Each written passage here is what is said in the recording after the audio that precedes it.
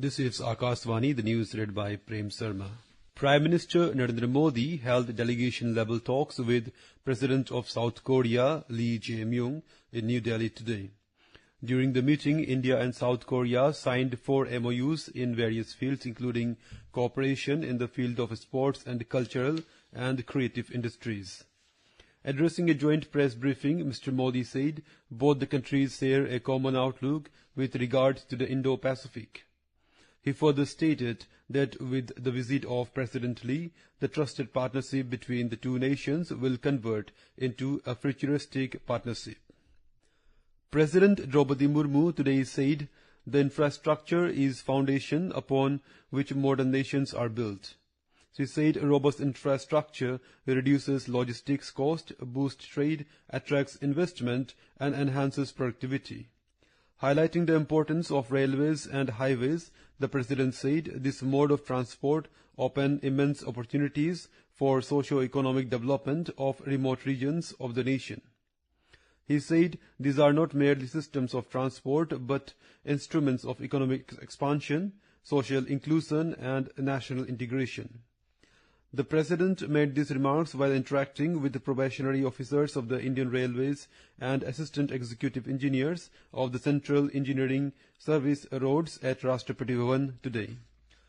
In Jammu and Kashmir, 15 people were killed and several others injured after a bus met with an accident in Udhampur district.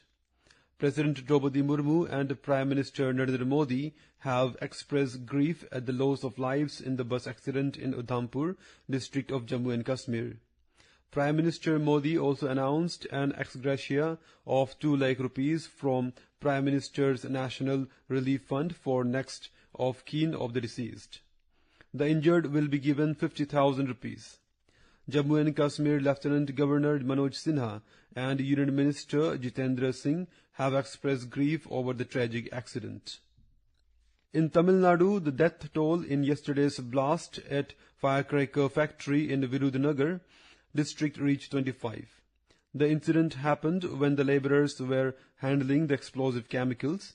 12 people were wounded in second blast while clearing the debris last night. Out of the fatalities, 22 were women, 3 were men, including 18. Meanwhile, an inquiry commission has been set up under chairmanship of IAS Govinda Rao. National Security Advisor Ajit Doval holds a series of high-level meetings with senior Saudi leadership aimed at strengthening bilateral ties and deepening energy cooperation amid the West Asia conflict. The visit highlights the steadily expanding strategic partnership between India and Saudi Arabia amid shifting geopolitical dynamics. In a statement, the Embassy of India in Riyadh said discussions covered a broad spectrum of issues, including bilateral cooperation, regional security concerns, and other matters of mutual interest. Iran has denied agreeing to a second round of peace talks with the United States. Iran's foreign ministry spokesperson said the government has no plans regarding a new round of talks after the United States seized an Iranian-flagged cargo ship in the Strait of Hormuz. Iran rejection came hours after U.S. President Donald Trump announced that he is sending his team to Islamabad for possible talks with Iran. Iran's Revolutionary Guard has closed the Strait of Hormuz, requiring commercial ships to obtain explicit permission to follow Guard-approved routes, warning that vessels approaching without clearance could be targeted. India and the United States will resume trade negotiations on first phase of their proposed bilateral trade agreement today. The talks will be held from April 20 till 22 in Washington, D.C. Additional Secretary in the Department of Commerce, Darpan Jain, is leading the Indian delegation. Officers from Customs and External Affairs Ministers are also part of the Indian team.